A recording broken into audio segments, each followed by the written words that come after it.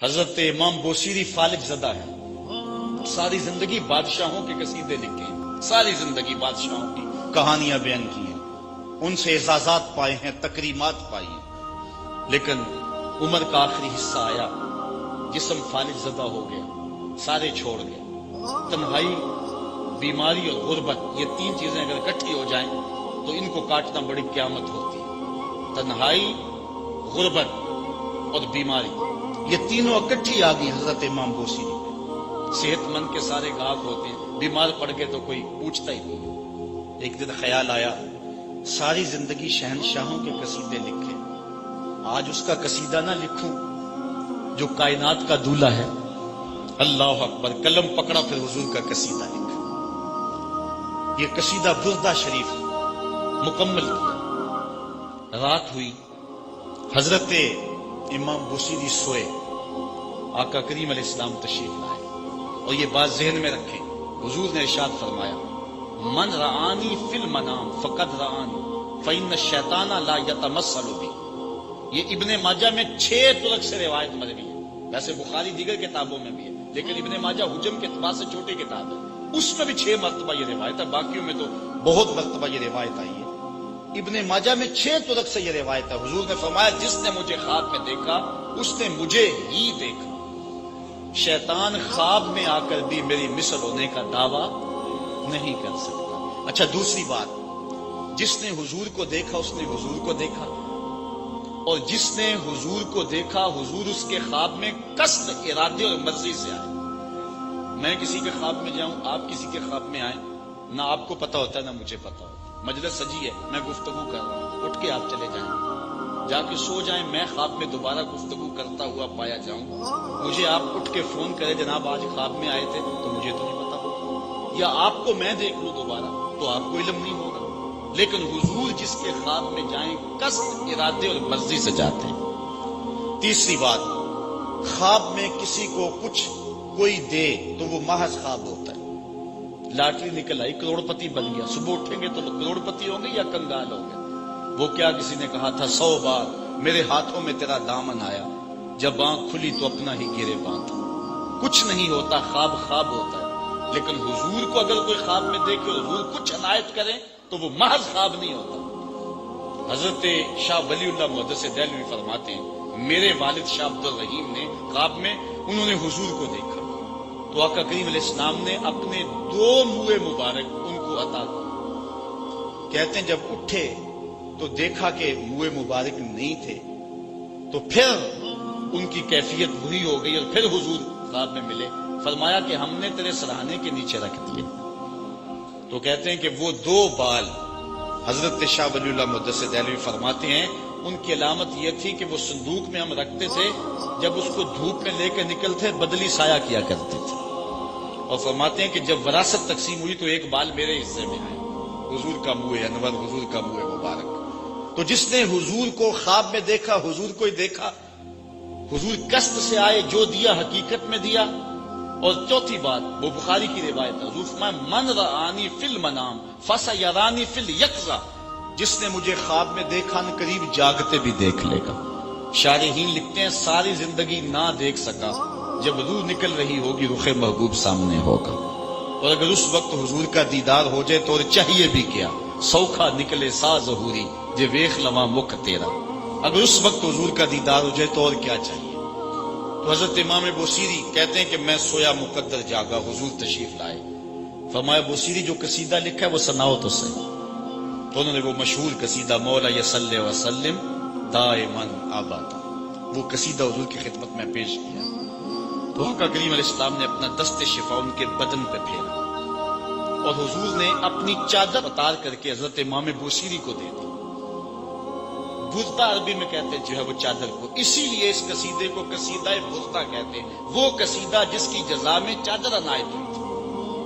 حضرت امام بوصیری جب اٹھے تو بالکل ٹھیک تھے، چادر اوڑی اور مسجد میں نماز پڑھنے کے لیے جا رہے ہیں۔ راستے میں ایک درویش کھڑا تھا، کہا بوصیری رات والا قصیدہ تو سناؤ جو تم نے لکھا ہے۔ حضرت بوصیری کہتے ہیں میں نے لکھا تھا اور کسی کو پتا نہیں تھا۔ میں نے کہا کون سا قصیدہ؟ کہنے لگے بھولے نہ بنو جو حضور کو سنایا تھا۔ کہنے لگے کہ میں نے کہا کہ تجھے کیسے پتا ہے؟ کہا بتاؤں یہ چادر کون سی ہے؟ اللہ اکبر! تو امام بوصیری رحمت اللہ تعالی علیہ نے حضور علیہ السلام پر یہ درود لکھا، مولا یصلی وسلم دائما ابدا، اور یہ جزا پائی۔ حضرت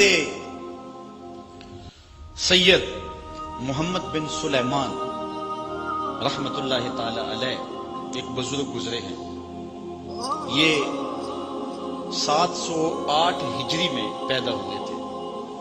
کہتے ہیں کہ میں ایک دن کسی بستی سے گزر رہا تھا اور وہاں ایک کنواں تھا، اس کا پانی تھوڑا سا نیچے تھا، اور میرے پاس کوئی چیز نہیں تھی جس سے میں ڈول ڈال کر کے وہ پانی نکال سکوں۔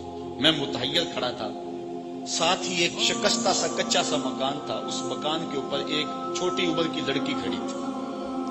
مجھے کہنے لگی کہ آپ پریشان ہیں؟ میں نے کہا ہاں بیٹے، مجھے پریشانی یہ ہے کہ میں نے وضو کرنا اور نماز پڑھنی ہے، اور وقت جا رہا ہے اور یہ پانی بہت نیچے ہے، اگر تم کچھ میری مدد کر سکتی ہو تو ضرور کرو۔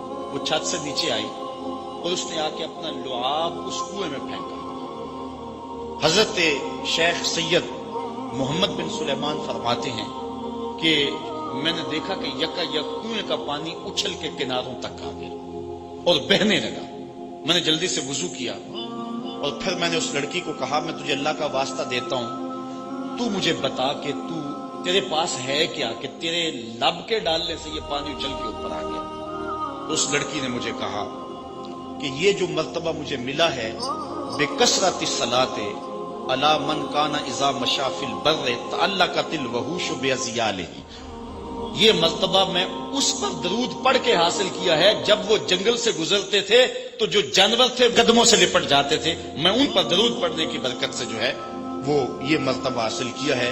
حضرت سید محمد بن سلیمان کہتے ہیں کہ پھر میں نے ارادہ کر لیا کہ میں ساری زندگی حضور علیہ السلام پر درود پڑھتے ہوئے اور درود لکھتے ہوئے گزاروں گا۔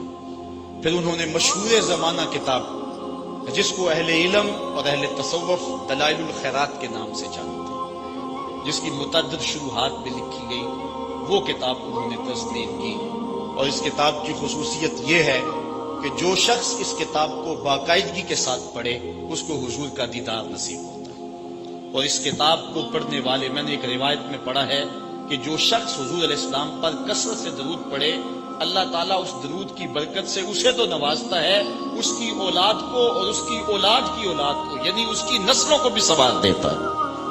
تو حضرت سید محمد بن سلیمان نے یہ کتاب لکھ کر کے درود کی زمانے پر احسان کیا، اور آج تک بالخصوص علماء روم کا عمل اس کے اوپر جو ہے وہ کثرت کے ساتھ ہے۔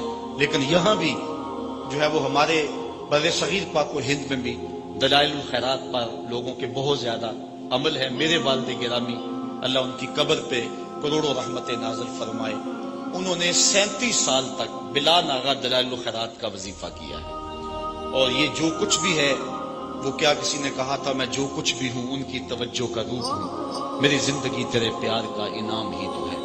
تو یہ سارا فیضان یہ دروش شریف کا فیضان ہے جو دروس قرآن کی صورت میں آپ دیکھ رہے ہیں۔